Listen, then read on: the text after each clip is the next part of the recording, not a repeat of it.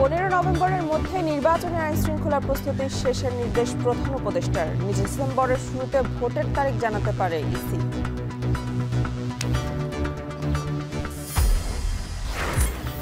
জামায়াতের ৩০০ আসনে প্রাথমিকে প্রার্থীর বেশিরভাগই তরুণ ও সাবেক ছাত্র শিবির নেতা। উদার রাজনৈতিক চিন্তা থেকেই মনোনয়ন। দক্ষ নেতৃত্বের মধ্যে যে রাষ্ট্রটাকে নতুন বাংলাদেশ পরিচালনায় যোগ্য বানাবো, সেই ধরনের লিডারশিপ কিন্তু আমরা এখনই কিন্তু রিক্রুট করছি বাছাই। জলবায়ুর পরিবর্তনে ময়মনসিংহে বাড়ছে ডেঙ্গুর সংক্রমণ। হাসপাতালে ধারণ ক্ষমতার কয়েক গুণ রোগী। নির্মাণাধীন ভবন ও ড্রেনে মিলছে এডিসের লার্ভা।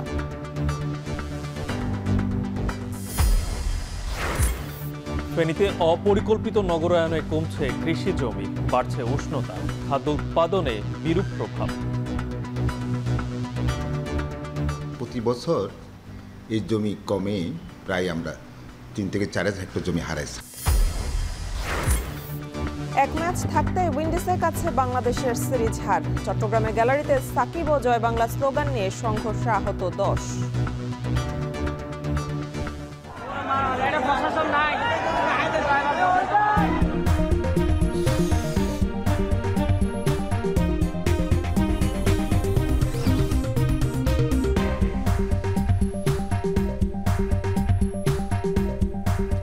স্বাগত। এখন সকালের পুরো আয়োজন জুড়ে সঙ্গে আছে আমরা দুজন, আমি মেহেরিন অ্যানি, আমি গালিব ইব্রাহিম। নির্বাচনকে কেন্দ্র করে 15 নভেম্বরের মধ্যে আইন শৃঙ্খলা বাহিনীর প্রস্তুতি ও আনসার বাহিনীর ট্রেনিং সহ এ ধরনের কার্যক্রম শেষ করার নির্দেশনা দিয়েছেন প্রধান উপদেষ্টা। যমুনায় এক উচ্চ পর্যায়ের বৈঠকে এই নির্দেশনা দেন তিনি। পরে ফরেন সার্ভিস একাডেমিতে প্রেস সচিব জানান, নির্বাচন বানচালে দেশি বিদেশি চাপ সামাল দিতে সর্বোচ্চ প্রস্তুতি রাখার নির্দেশও দিয়েছেন প্রধান উপদেষ্টা। আরও জানাচ্ছেন শাহাদাত আফরো। ত্রয়োদশ জাতীয় সংসদ নির্বাচন যতই ঘনিয়ে আসছে ততই ইসির পাশাপাশি আইন শৃঙ্খলা বাহিনীর প্রস্তুতিও বাড়ছে। বুধবার এ বিষয়ে অগ্রগতি জানাতে ও প্রয়োজনীয় নির্দেশনা দিতে সংশ্লিষ্টদের সঙ্গে বৈঠক করে প্রধান উপদেষ্টা ডক্টর মোহাম্মদ ইউনূস। বৈঠকে হাজির ছিলেন নির্বাচন কমিশনের প্রতিনিধি দল ও দেশের নিরাপত্তা বাহিনীর প্রতিনিধিরা। নির্বাচনী প্রস্তুতি সংক্রান্ত উচ্চ পর্যায়ের বৈঠক শেষে রাজধানীর ফরেন সার্ভিস একাডেমিতে ব্রিফিং করেন প্রধান উপদেষ্টার প্রেস সচিব শফিকুল আলম। তুলে ধরেন বৈঠকের গুরুত্বপূর্ণ সিদ্ধান্তগুলো। জানান, আগামী 15 নভেম্বরের মধ্যে আইন শৃঙ্খলা বাহিনীর প্রস্তুতি ও আনসার বাহিনীর ট্রেনিং সহ সব ধরনের প্রস্তুতি শেষ করার নির্দেশনা দিয়েছে প্রধান উপদেষ্টা। কিছু প্রাইমারি যে কাজগুলো আছে যেগুলো একদম করতেই হবে, সেগুলো উনি চাচ্ছেন যে এটা খুব দ্রুত এটা শেষ হোক, 15 নভেম্বরের মধ্যে হলে এটা বেটার। আর কিছু কিছু কাজ তো আছে, যেমন ধরেন শিডিউল ঘোষণা করার পরে তো অনেক কাজ তখন আসবে, সেগুলো করতে হবে। বাট কাজটা খুব, এবং আজকের থেকে মানে একটা দিনও যাতে নষ্ট না হয়। সোশ্যাল মিডিয়ার রিলেটেড যেমন একটা কমিটি করা, এটা এই কমিটি একদম উপজেলা পর্যন্ত করা, তারপরে এই যে বডি অন কাম এটার যে প্রকিউরমেন্ট সেগুলো করা, অনেক ক্ষেত্রে আনসারের কিছু কিছু ইস্যু আছে সেগুলো করা। প্রেস সচিব আরও জানান, ফেব্রুয়ারিতে নির্বাচনের লক্ষ্যে ডিসেম্বরের প্রথম সপ্তাহে ভোটের তারিখ জানাতে পারে ইসি। আমাদের তরফ থেকে আমরা বারবার একটা কথাই বলছি যে ফেব্রুয়ারির প্রথমার্ধে ইলেকশন হবে, আর ইলেকশনের ডেটটা ঘোষণা করবেন ইলেকশন কমিশন, এবং ওনারা এই বিষয়ে বলেছেন তো সম্ভবত ডিসেম্বরের ফার্স্ট উইকে ওনারা জানাবেন। গত 15 বছর ধরে যারা নির্বাচনের কাজের সাথে সম্পৃক্ত ছিল তারা এই নির্বাচনে কোনো কাজের সাথে যুক্ত হতে পারবে না বলেও বৈঠকে সাফ জানান প্রধান উপদেষ্টা। নিশ্চিত করা হয় নির্বাচনে 92,500 সেনা ও নৌ সদস্য মাঠে থাকবে। মিস ইনফরমেশন, ডিসইনফরমেশন ছড়ানো হচ্ছে, সেটা নিয়ে আজকের মিটিংয়ে বড় রকমের আলাপ হয় এবং দুইটা কমিটি করার কথা বলা হয়। একটা হচ্ছে সেন্ট্রাল কোঅর্ডিনেশন কমিটি, যারা এই পুরো কোঅর্ডিনেশনটা করবেন, এবং এই সেন্ট্রাল কোঅর্ডিনেশন কমিটিটা যাতে একদম উপজেলা পর্যন্ত এই কমিটিটা থাকে, এইটার জন্য বলা হয়েছে, এবং সেই বিষয়ে অলরেডি স্টেপ নেওয়া হচ্ছে। নির্বাচনের সময় নিরাপত্তা বাহিনীর সদস্যদের নিজ এলাকায় পদায়ন না করার ব্যাপারেও সিদ্ধান্ত হয়। শাহাদাত আফরো, এখন ঢাকা। আসন্ন ত্রয়োদশ সংসদ নির্বাচনে ইতিমধ্যে 300 আসনের প্রাথমিক প্রার্থী ঘোষণা করেছে জামায়াত ইসলামী, যাদের বেশিরভাগই তরুণ। রয়েছে ছাত্র শিবিরের 2 ডজনেরও বেশি সাবেক কেন্দ্রীয় সভাপতি। জুলাই পরবর্তী সময়ে তরুণদের এমন গুরুত্ব জামায়াতের কৌশল কিনা, এমন প্রশ্নের জবাবে দলটির সেক্রেটারি জেনারেল মিয়া গোলাম পরওয়ার জানান, উদার রাজনৈতিক চিন্তা এবং ইনক্লুসিভ আইডিয়া থেকেই তরুণদের বেছে নিচ্ছে দলটি। বিস্তারিত ওমর ফারুকের প্রতিবেদনে।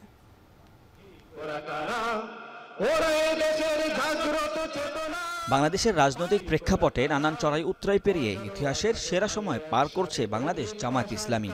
বিগত ১৬ বছরে যুদ্ধাপরাধের অভিযোগে দলের শীর্ষ ১১ নেতার মৃত্যুদণ্ড, নানা দমন পীড়নের পথ পেরিয়ে জুলাই গণঅভ্যুত্থানের পর নতুন উদ্যমেই এগিয়ে যাচ্ছে দলটি। ৫ দফা দাবিতে রাজপথে সরব থাকলেও ইতিমধ্যে ভোটের মাঠেও পিছিয়ে নেই কোনোভাবে। এরই মধ্যে ৩০০ আসনে প্রার্থীও চূড়ান্ত করেছে দলটি। সাম্প্রতিক সময়ে ডাকসু সহ বিশ্ববিদ্যালয়গুলোর ছাত্র সংসদে শিবির প্যানেলের জয়ে জাতীয় নির্বাচন ঘিরেও আরও আত্মবিশ্বাস বেড়েছে জামায়াতের। আর এরই ধারাবাহিকতায় আসন্ন নির্বাচনে লড়াইয়ের মাঠে সামনে আনা হচ্ছে তরুণ নেতৃত্ব। প্রার্থী তালিকায় তাই ২ ডজনেরও বেশি রয়েছে ইসলামী ছাত্র শিবিরের সাবেক সভাপতিরা। যুবকদের একটা উল্লেখযোগ্য অংশ তারা এবার ভোট দিবেন। যারা আগে ভোটার হলেও নির্বাচন সেভাবে না হয়, তারা ভোট দেওয়ার সুযোগ পান নাই। আমরা মনে করি জামায়াত ইসলামী এবারের যুবক সমাজকে আকৃষ্ট করার জন্য যাদের উল্লেখযোগ্য সংখ্যক যুবক তরুণ নেতৃত্ব পার্লামেন্টে গিয়ে কথা বলতে পারে, সেই দিকটাকে জামাত অগ্রাধিকার দিয়েছে। তরুণদের অনেকেই মনে করছেন ভারতীয় আধিপত্যবাদ বিরোধিতা ও ফ্যাসিবাদ বিরোধী অবস্থান থেকেই তরুণদের গুরুত্ব দিচ্ছে জামাত। উপজেলার নির্বাচনে সফলতাকেও প্রার্থী হিসেবে তরুণ প্রার্থীদের বাছাইয়ে ভূমিকা রাখছে। তারা মনে করছে ধমকের রাজনীতির বদলে নতুন কিছুকেই স্বাগত জানাবেন ভোটাররা। দীর্ঘ ১৬ বছর আমরা যে ভারতের আধিপত্যবাদের মধ্যে ছিলাম, বাংলাদেশে আর কখনোই যেন আমাদের পার্শ্ববর্তী কোনো দেশ যেন আমাদের উপরে আধিপত্য বিস্তার করতে না পারে। তরুণদের হাত ধরেই আগামী দিনের এই যে কাঙ্ক্ষিত পরিবর্তন, কাঙ্ক্ষিত যে মানুষের প্রত্যাশা, সেটা আসবে ইনশাআল্লাহ। যে পুরাতন রাজনীতিকে সবাই না বলে দিচ্ছে, আমি জানি না আমাদের এটা রাজনীতিবিদরা মানে ওই অর্থে আর কি সবাই মিলে বুঝতে পারছেন কিনা। আপনি যেন তেন একটি বয়ান তৈরি করলে, একটা ন্যারেটিভ তৈরি করলে কিন্তু মেনে নিচ্ছেন। তবে ৭১-এর মুক্তিযুদ্ধে জামায়াতের ভূমিকা নিয়ে বিতর্ক এড়াতে তরুণ নেতৃত্বকে সামনে আনা জামায়াতের কৌশল কিনা এমন প্রশ্নের জবাবে দলটির সেক্রেটারি জেনারেল মিয়া গোলাম পরোয়ার বলেন, প্রার্থী বাছাইয়ের ক্ষেত্রে উদার রাজনৈতিক চিন্তাকেই গুরুত্ব দিচ্ছে দল। বলেন, তরুণরা নির্বাচিত হলে রাষ্ট্র পরিচালনার ভার সামলাতে বেগ পেতে হবে না। আসনগুলোতে এ পর্যন্ত প্রাথমিক বাছাই যা করেছি তার মধ্যে আমাদের তরুণ প্রার্থীদের সংখ্যা অনেক উল্লেখযোগ্য। সাবেক সব ছাত্র নেতারা আছেন। এটা খানিকটা ইনক্লুসিভ আইডিয়া, জামাতকে খানিকটা উদার রাজনৈতিক চিন্তা থেকে রাষ্ট্র পরিচালনার এই দায় ঘাড়ে আসলে আমরা কিভাবে সক্ষম এবং দক্ষ নেতৃত্বের মধ্যে যে রাষ্ট্রটাকে নতুন বাংলাদেশ পরিচালনায় যোগ্য বানাবো, সেই ধরনের লিডারশিপ কিন্তু আমরা এখনই কিন্তু রিক্রুট করছি, বাছাই করছি। প্রার্থীদের দক্ষতা যোগ্যতার পাশাপাশি ইনক্লুসিভ ধারণা থেকে তরুণদের গুরুত্ব দেওয়ার কথা জানান জামায়াতের সেক্রেটারি জেনারেল। ওমর ফারুক, এখন, ঢাকা।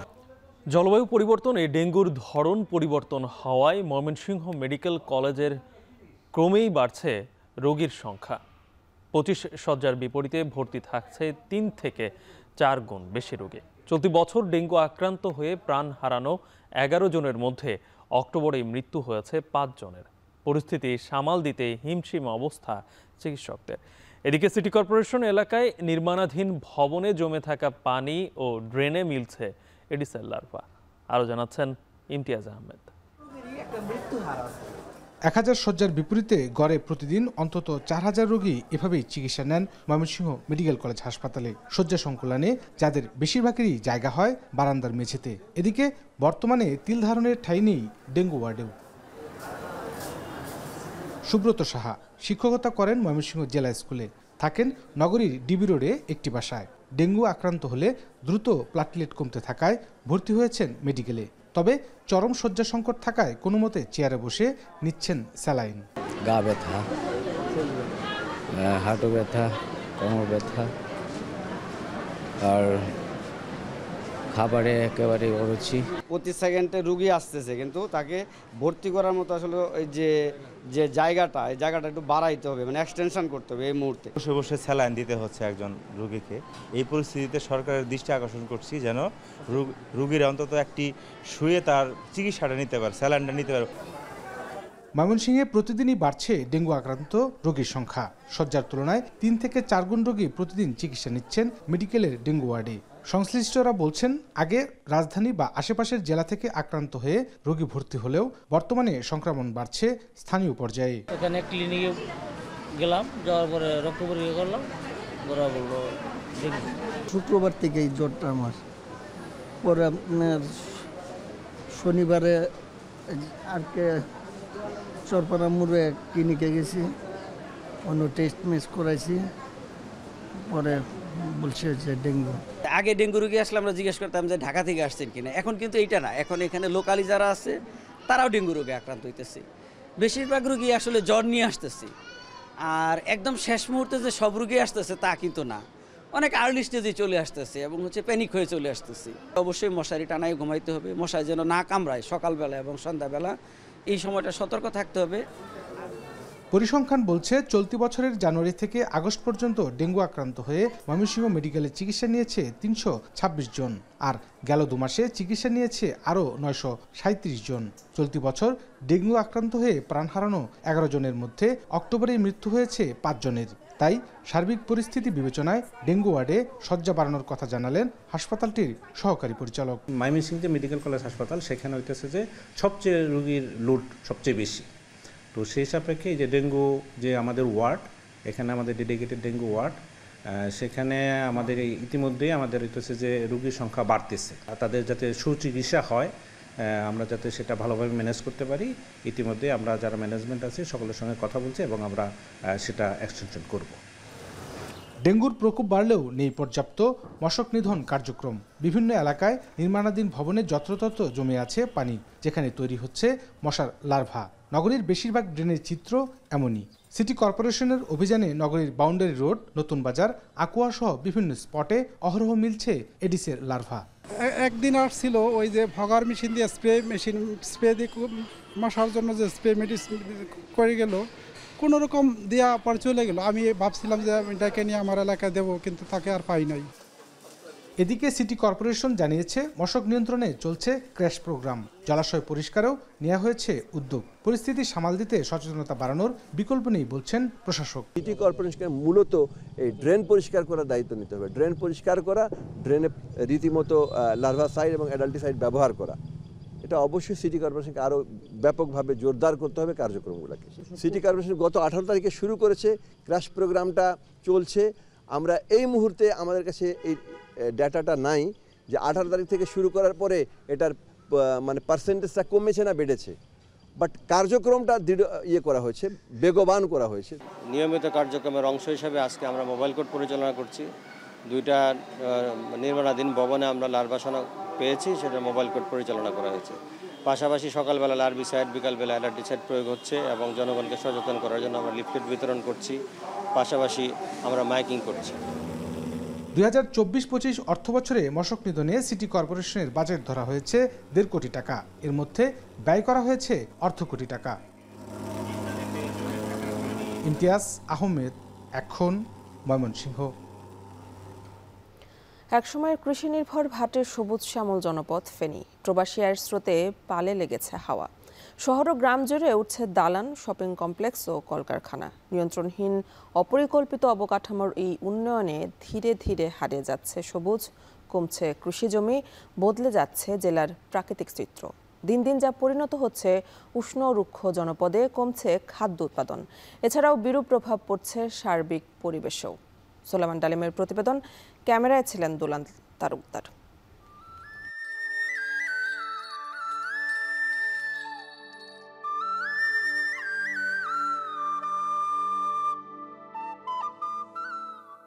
ফসলের মাঠ, চোখ জুড়ানো সবুজ, প্রজাপতির ওড়াওড়ি কিংবা অস্ত যাওয়া সোনালী সূর্য, সব যেন এখন ফিকে, হারিয়ে যাচ্ছে উন্নয়নের নামে ইট সিমেন্টের অবকাঠামোর চাপে।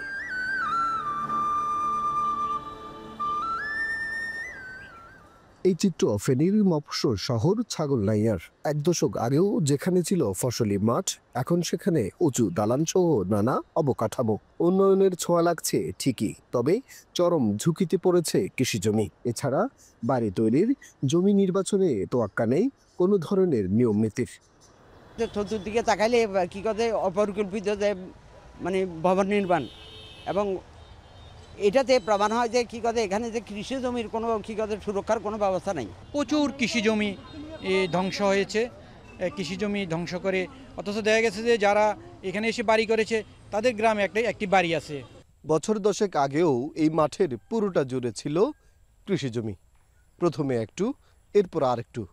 ক্রমান্বয়ে হয়তো এই মাঠের পুরোটাই যাবে শিল্প কারখানার পেটে। অনিয়ন্ত্রিতভাবে কৃষিজমি গ্রাসের এই চিত্র শুধু ফেনীর ছাগলনাইয়ার নিষ্কুঞ্জরায় নয়, আবাসন অবকাঠামোগত উন্নয়নে হারিয়ে যাচ্ছে পুরো জেলা জুড়ে কৃষিজমি। কৃষি সম্প্রসারণ অধিদপ্তর বলছে, গেল এক দশকে জেলায় ৪,৭৬০ হেক্টরের বেশি আবাদি জমি কমেছে। প্রতি বছর কমেছে ৪৭৬ হেক্টরের বেশি। যেসব জমিতে একসময় ধানসহ বিভিন্ন ফসল হতো, এখন সেখানে ঘরবাড়ি, ইটভাটা, রাস্তাঘাট সহ বিভিন্ন অবকাঠামো।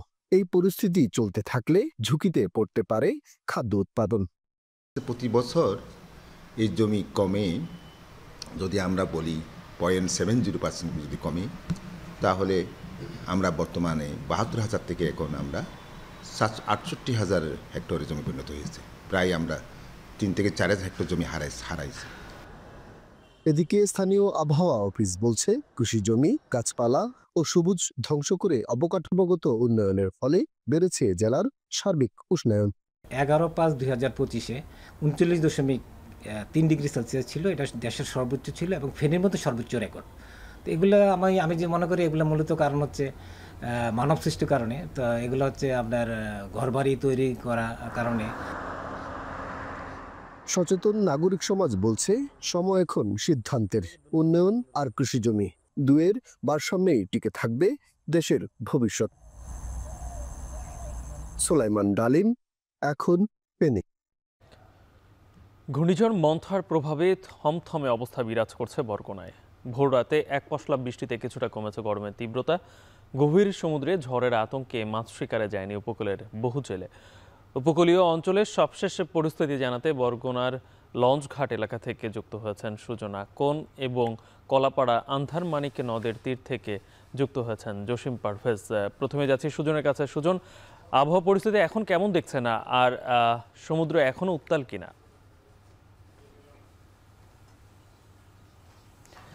গালিব, আপনি যেমনটি বলছিলেন যে গভীর সমুদ্র আসলে এখনও উত্তাল রয়েছে, এটি মূলত জেলেরা আমাকে জানিয়েছে। যদি বরগুনার আবহাওয়া পরিস্থিতি জানাতে হয়, আজকে ভোররাতে এবং গত পরশুদিন মূলত 40 থেকে 45 মিনিটের মুষলধারে বৃষ্টি হয়েছে বরগুনায় ঘূর্ণিঝড় মন্থার কারণে। এবং এই বরগুনার আবহাওয়া পরিস্থিতি মূলত আবহাওয়া অধিদপ্তরের পক্ষ থেকে যে বার্তা দেওয়া হয়েছিল যে আগামী 5 দিন শুধু বৃষ্টি হবে এবং ঝোড়ো বাতাস এবং কোনো ধরনের ঝড়ের কোনো পূর্বাভাস দেয়া হয়নি। তবে এই এলাকার মূলত আমি যে লঞ্চঘাট এলাকায় রয়েছি এবং এখানে দেখেছি যে আকাশে আংশিক কিছু মেঘ রয়েছে এবং পরিস্থিতি একেবারেই স্বাভাবিক রয়েছে। এবং আপনি জানেন যে বরগুনার বড় একটি অংশ জেলা পেশার সঙ্গে জড়িত এবং তাদের সঙ্গে আমি কথা বলেছি, তারা বলেছেন যে গভীর সমুদ্রে এখনও সমুদ্র উত্তাল রয়েছে, যার কারণে এই অঞ্চলের কয়েক হাজার জেলে এখনও সমুদ্রে মাছ শিকারে যায়নি।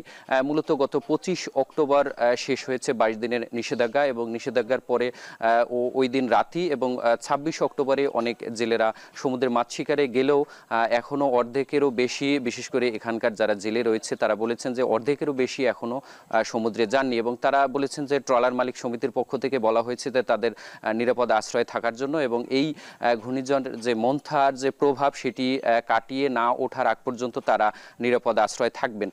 এবং সব মিলিয়ে বলা যায় যে বরগুনার যে বড় একটি অংশ যারা গভীর সমুদ্রে গিয়ে বিভিন্ন সময় ঝড়ের কবলে পড়ে নিখোঁজ কিংবা মৃত্যুর ঘটনা ঘটে, যার কারণে ট্রলার মালিকের পক্ষ থেকেও এটি নির্দেশনা দেওয়া হয়েছে। তো সব মিলিয়ে এই ছিল আমার কাছে বরগুনা থেকে সবশেষ। কলাপাড়ায় আছেন জসিম পারভেজ। জসিম, ঘূর্ণিঝড়ের প্রভাবে উপকূলীয় এলাকায় এখন পরিস্থিতি কেমন দেখছেন?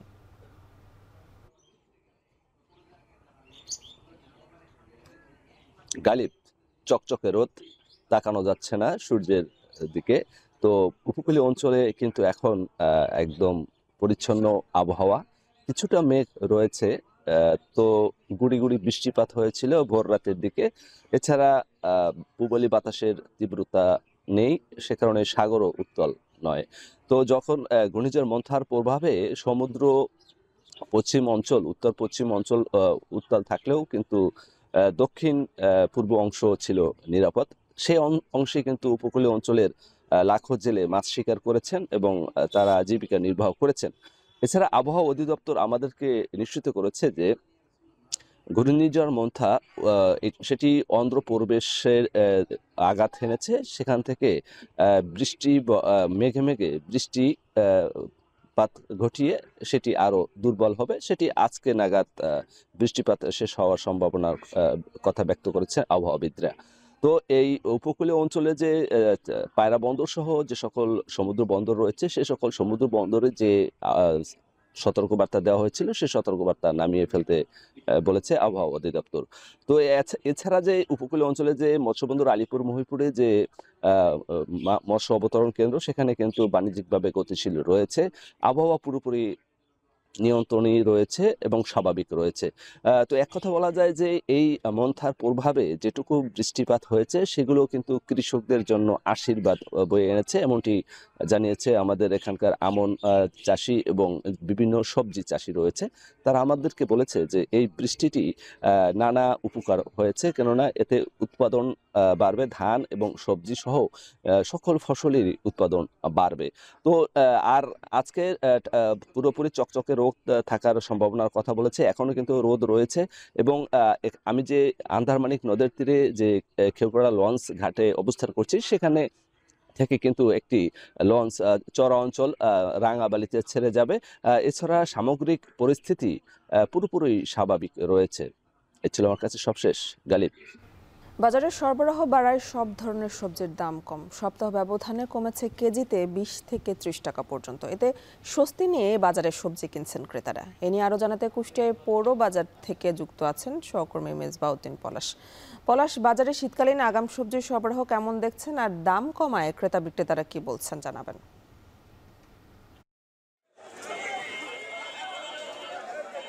আমি কুষ্টিয়ার যে পৌর যে বাজার, এই বাজারে কিন্তু পৌর যে সবজি বাজার, এই বাজারে কিন্তু সকাল থেকে কিন্তু ক্রেতারা রয়েছেন। ক্রেতাদের কিন্তু একটা ভিড়, উঠছে পড়া যে ভিড়, সেই ভিড় দেখে কিন্তু বোঝা যাচ্ছে যে এটি আসলে সবজির যে দাম, সেই সবজির দাম কিন্তু কমেছে। আমি কৃষক পর্যায়ে কিন্তু ঠিক এখানে সকাল থেকে তারা কিন্তু একেবারে যে ফজরের আজান থেকে কিন্তু তারা কিন্তু এখানে এই সব কৃষকরা বলছেন যে এই যে এই সময় কিন্তু উৎপাদন বাড়ার কারণে কিন্তু সরবরাহ বাজারে বেড়েছে, বাড়ার কারণে কিন্তু 20 থেকে 30 টাকা বেড়েছে। এবং আমি দেখেছি যে আলু কিন্তু বিষয় হচ্ছে 12 টাকা থেকে 13 টাকা কেজি, যে করলা সেটি বিষয় হচ্ছে 40 টাকা কেজি, এবং যে ফুলকপি, যেটা শীতকালীন যে সবজি ফুলকপি, সেটি কিন্তু বিষয় হচ্ছে এখানে আছে 50 টাকা কেজি, সিম আসলে সেখানে 40 টাকা, বরবটি সেখানে 40 টাকা, বরবটি 40 টাকা। এছাড়াও যে অন্যান্য যে সবজি,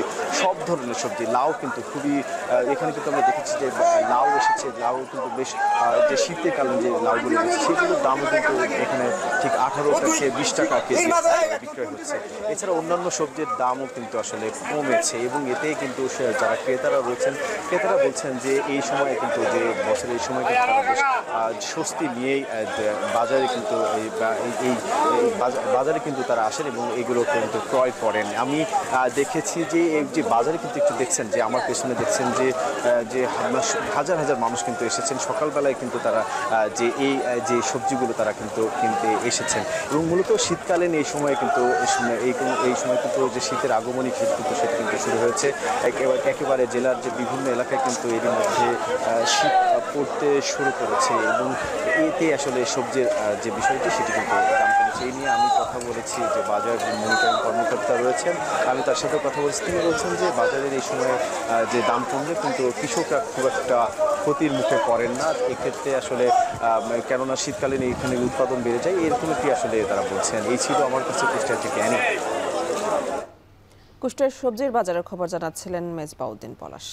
জমি অধিগ্রহণ জটিলতায় নওগাঁয় বদলগাছি আঞ্চলিক মহাসড়কের প্রায় 2 কিলোমিটার অংশে কাজ বন্ধ রয়েছে। এতে সড়কের ছোট বড় খানাখন্দে বেড়েছে জনদুর্ভোগ, ঘটছে দুর্ঘটনা। দ্রুত সমস্যা সমাধানে চলাচলের উপযোগী করার দাবি স্থানীয়দের। আব্বাস আলীর পাঠানো তথ্যছবিতে বিস্তারিত। জমি অধিগ্রহণ জটিলতায় থমকে আছে নওগাঁ বদলগাছি আঞ্চলিক মহাসড়কের উন্নয়ন কাজ। 7 কিলোমিটার সড়কের প্রায় 2 কিলোমিটার জুড়ে খানাখন্দের সৃষ্টি হয়েছে। জনদুর্ভোগের সঙ্গে পাল্লা দিয়ে ঘটছে দুর্ঘটনা। স্থানীয়রা বলছেন সবচেয়ে বেহাল সদরের ঠ্যাংভাঙ্গা মোড়, পাহাড়পুর বাজার ও কীর্তিপুর বাজার অংশ। চলতি বছরের 6 সেপ্টেম্বর নির্ধারিত সময়সীমা পেরিয়ে গেলেও এখনও শেষ হয়নি সড়কটির উন্নয়ন কাজ। ধুলায় অবস্থা খারাপ আমাদের এত সমস্যাটা হয়। বৃষ্টি হলে প্রচুর পরিমাণে বৃষ্টি জমা হয় এবং কোনো গাড়ি ঘোড়া রাস্তা দেখতে পায় না আর কি, এবং অ্যাক্সিডেন্ট হয়। আমার পরপর 4-5টা অ্যাক্সিডেন্ট হলো। ছাত্রছাত্রীকে হাত পা ভরে যায়, কাদা কাদিয়ে একটু পানি হয়ে যায় রাস্তায় গর্ত থাকার কারণে মোটরসাইকেলের সামনের চাকা গর্তে পড়ে যায়, গাড়ি উল্টে পড়ে যায়। 58,38,51,000 টাকা ব্যয়ে সড়কটি সংস্কারের কাজ করে জামিল ইকবাল মাহফুজ খান লিমিটেড জয়েন্ট ভেঞ্চার নামে একটি ঠিকাদারি প্রতিষ্ঠান। দীর্ঘদিনেও কাজ শেষ না হওয়ায় বিপাকে এলাকাবাসী। এদিকে জমি অধিগ্রহণ জটিলতায় সড়ক উন্নয়ন কাজ ব্যাহত হচ্ছে বলে জানায় প্রকল্প ব্যবস্থাপক। অনেক জায়গাতে আমরা জানাইছি এর আগে, কিন্তু আসলে এই রাস্তার কাজটা হচ্ছে না। গাড়ি কাট হয়ে যায়, সাইন বক্স কলম কাটে যায়, হ্যাঁ চলাচলে খুব সমস্যা হয়ে যায়। রাস্তার কারণে গাড়ি চালানো খুব কঠিন, সপ্তাহে 200-300 টাকা খরচ হয়ে যায়। একর সমস্যার সমাধান হলে আমরা কাজটা করে ফেলবো। করটা আমাদের মধ্যে না, এটা হচ্ছে রোডসের সড়ক ভবনে আপনার কথা বলতে হবে। ডিসি অফিসে কোন প্রক্রিয়া আছে সেটা তারা ভালো বলতে পারবে। জমি অধিগ্রহণে ভূমি মন্ত্রণালয় থেকে টাকা পরিশোধ করা হয়েছে বলে জানিয়েছে সড়ক বিভাগ। অন্যদিকে দ্রুত সংকট কাটিয়ে সংস্কার কাজ শেষ হওয়ার কথা জানায় জেলা প্রশাসন। ভূমি কাজ প্রায় শেষ দিকে, আমরা টাকাও দিয়ে দিচ্ছি, ডিসি অফিসেও টাকা দিচ্ছে। আশা করি তারা টাকাটা পেয়ে গেলে আমাদের জায়গাটা হস্তান্তর করলে আমরা দ্রুত কাজ শেষ করতে পারবো। জনদুর্ভোগের বিষয়টা আমাদের জেলা প্রশাসনের নজরে এসেছে। আমরাও চেষ্টা করছি রাত দিন কাজ করে হলে যেন আমরা এই এলিকেজগুলো দ্রুত মানুষকে যারা ক্ষতিগ্রস্ত হয়েছেন তাদের পেমেন্টগুলো দিতে পারি। দ্রুত সমস্যা সমাধান করে সড়ক উন্নয়নের কাজ শেষ করার দাবি স্থানীয়দের। এখন নওগাঁ। মৌলভীবাজারের কমলগঞ্জ উপজেলার রাজকান্ধি সংরক্ষিত বনাঞ্চলের প্রাকৃতিক জলপ্রপাত হামহাম জলপ্রপাত। স্থানীয় বাসিন্দারা একে হামহাম ঝর্ণা বলেও ডাকে। প্রায় 14টি পাহাড় ও পাথরের ছোট বড় ছড়া পেরিয়ে এই ঝর্ণার কাছে পৌঁছাতে হয় পর্যটকদের। হামহাম জলপ্রপাতের প্রকৃত সৌন্দর্য ধরা পড়ে মূলত বর্ষার সময়। তবে জলপ্রপাতে পৌঁছানোর রাস্তা সংস্কারের আশ্বাস দিয়েছে উপজেলা প্রশাসন। এম এ হামিদের তথ্য, ছবিতে রিপোর্ট।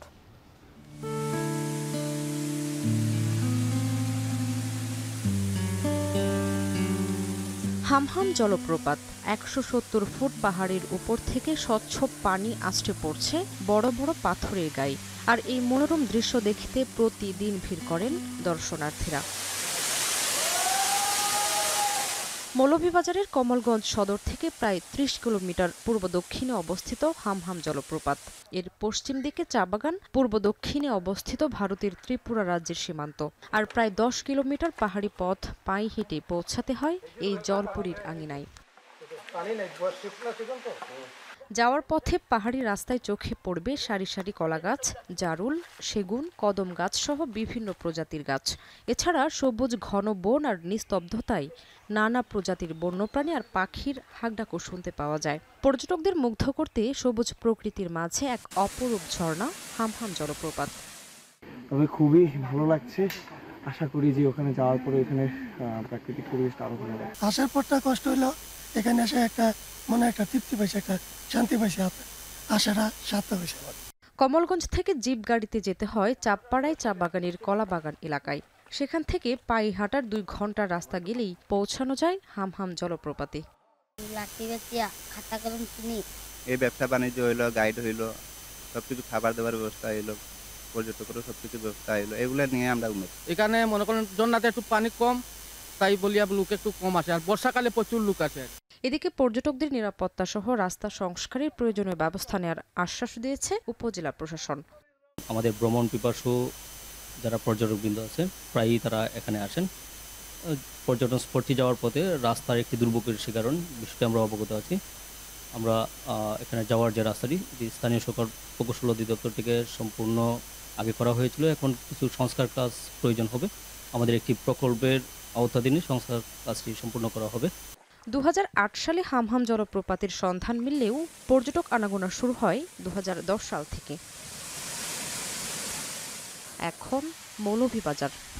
ক্যারিবীয় অঞ্চলের 3 দেশ জামাইকা, হাইতি ও কিউবায় তাণ্ডব চালিয়ে অনেকটাই দুর্বল হয়ে ক্যাটাগরি 1-এ নেমে এসেছে বছরের সবচেয়ে শক্তিশালী হারিকেন মেলিসা।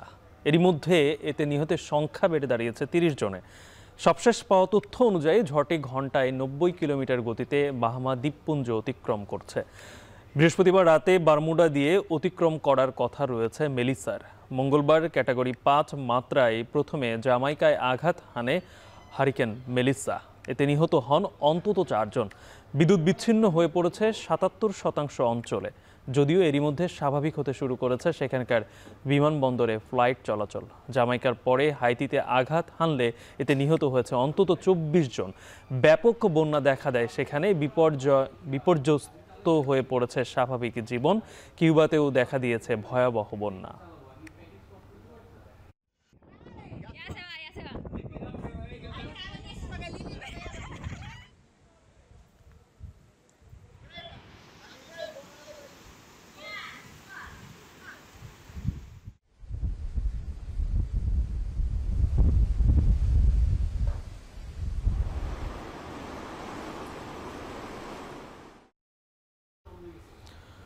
অতিরিক্ত গরমে বিশ্বজুড়ে প্রতি মিনিট বা 60 সেকেন্ডে একজন মানুষ মারা যান, যার অর্থ বছরের তীব্র তাপপ্রবাহের কারণে লাখ লাখ মানুষের প্রাণহানি ঘটছে। জনস্বাস্থ্যের ওপর জলবায়ুর প্রভাব নিয়ে প্রকাশিত প্রতিবেদনে এ তথ্য জানিয়েছে দ্য গার্ডিয়ান। পরিবেশ বিজ্ঞানীরা বলছেন 2024 সালে বৈশ্বিক তাপমাত্রা 1.5 ডিগ্রি ছাড়িয়েছে। তাপমাত্রা বাড়ায় ক্রমেই বাড়ছে সমুদ্রের উষ্ণতা, যা প্রাকৃতিক দুর্যোগকে আগের চেয়ে অনেক বেশি শক্তিশালী করছে। আরও জানাচ্ছেন সঞ্জিদা ইসলাম। প্রতিনিয়ত বন জঙ্গল উজাড় করে নগরায়ন, শিল্প কারখানা তৈরি ও অতিরিক্ত জীবাশ্ম জ্বালানির ব্যবহার সহ মানবসৃষ্ট নানা কারণে বায়ু দূষণের কবলে বিশ্ব, যার ফলে বাড়ছে বৈশ্বিক তাপমাত্রা। খরা, দাবানল, ঘূর্ণিঝড়, বন্যা ও মেঘভাঙা বর্ষণের মতো প্রাকৃতিক দুর্যোগগুলো দিন দিন ভয়াবহ রূপ নিচ্ছে, যার সরাসরি প্রভাব পড়ছে জনজীবনে। প্রাণহানি, ক্ষয়ক্ষতি ছাড়াও নানান রোগে আক্রান্ত হচ্ছে মানুষ। আবার অতিরিক্ত গরমের প্রভাবে নানা রোগে প্রাণ হারাচ্ছেন অনেকে।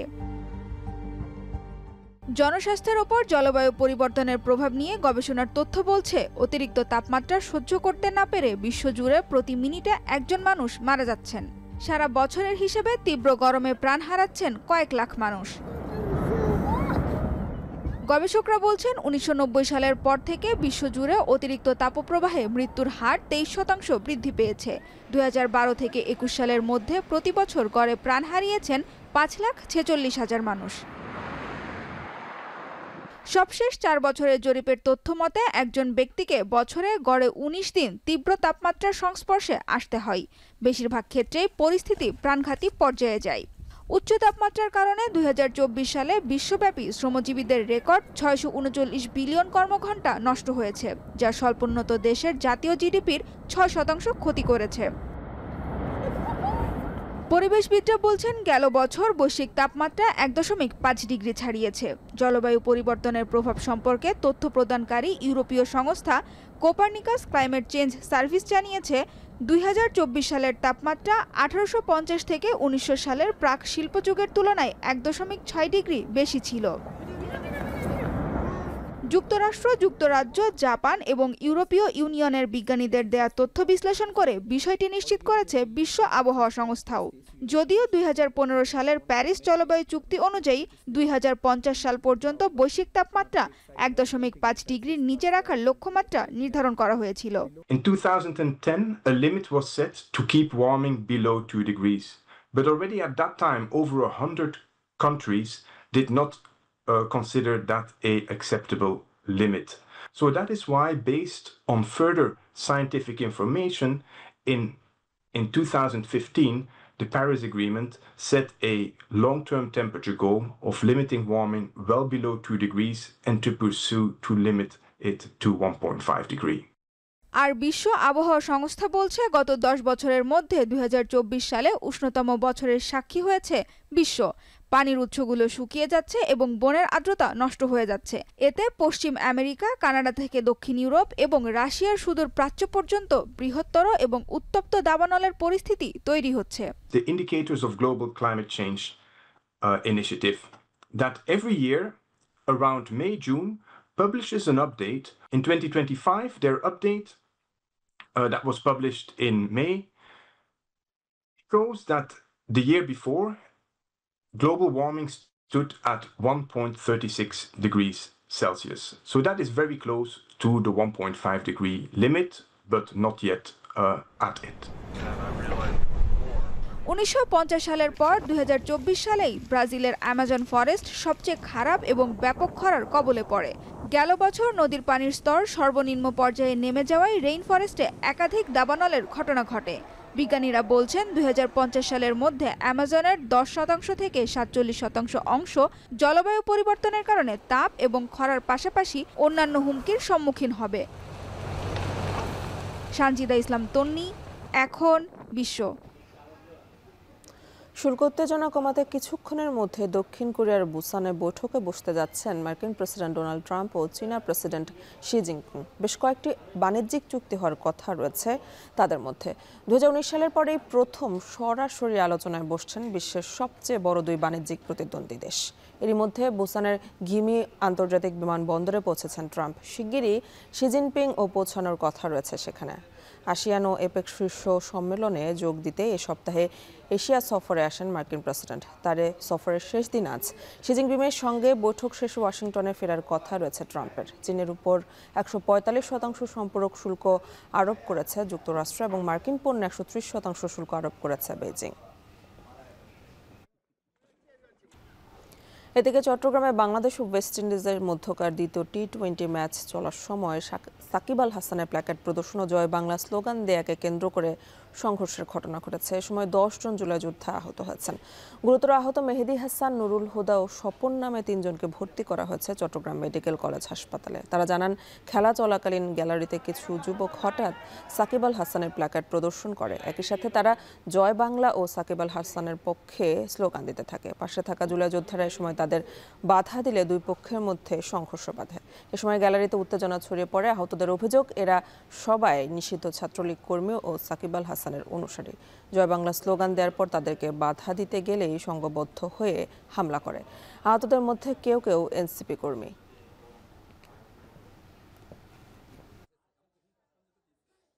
টি শার্টের মধ্যে আবার I love Sakibul Hasan, missing you Sakibul Hasan লেখে আবার প্রদর্শন করার পরবর্তীতে আবার ওই যে দর্শক যারা প্রতিবাদ করছিল তারা আবার প্রতিবাদ করে, আমরাও প্রতিবাদ করি। জয় বাংলা স্লোগান দেওয়ার পর আশেপাশে যারা ছিল দর্শক এবং আমাদের জুলাই যোদ্ধারা যাই ওদেরকে বলে যে কি জয় বাংলা স্লোগান না দেওয়ার জন্য, এবং তারা আমাদের উপর ক্ষুব্ধ হয়ে আরও ওরা সংঘবদ্ধবদ্ধ হয়ে আমাদের উপর হামলা চালায়। মানা করা সত্ত্বেও তারা এটার কোনো কর্ণপাত করে নাই। পরে এক পর্যায়ে এসে তারা সংঘবদ্ধ এদের উপর হামলা করে। শেষ করছে এখন সকাল। তবে তার আগে শিরোনামগুলো আরও একবার। 15 নভেম্বরের মধ্যে নির্বাচনী আইন শৃঙ্খলার প্রস্তুতি শেষের নির্দেশ প্রধান উপদেষ্টার। ডিসেম্বরের শুরুতে ভোটের তারিখ জানাতে পারে ইসি।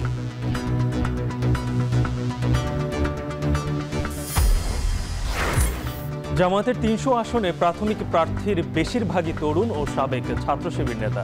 উদার রাজনৈতিক চিন্তা থেকেই মনোনয়ন। দক্ষ নেতৃত্বের মধ্যে যে রাষ্ট্রটাকে নতুন বাংলাদেশ পরিচালনায় যোগ্য বানাবো, সেই ধরনের লিডারশিপ কিন্তু আমরা এখনই কিন্তু রিক্রুট করছি, বাছাই করছি। জলবায়ু পরিবর্তনে ময়মনসিংহে বাড়ছে ডেঙ্গুর সংক্রমণ। হাসপাতালে ধারণ ক্ষমতার কয়েক গুণ রোগী, নির্মাণাধীন ভবন ও ড্রেনে মিলছে এডিসের লার্ভা।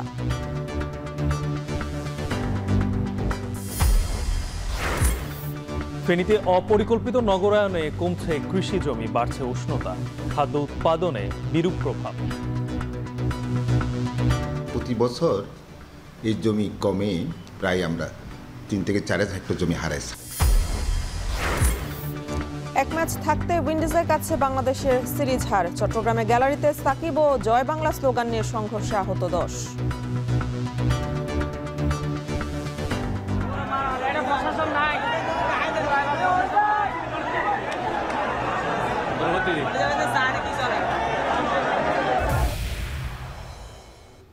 এই ছিল এখন সকালে। এখন টেলিভিশন ওয়েবসাইটে দেখতে ভিজিট করুন www.ekhon.tv। ফেসবুকে চোখ রাখুন facebook.com/tv.ekhon আর ইউটিউবে লাইভ দেখতে ভিজিট করুন youtube.com/c/ekhon tv।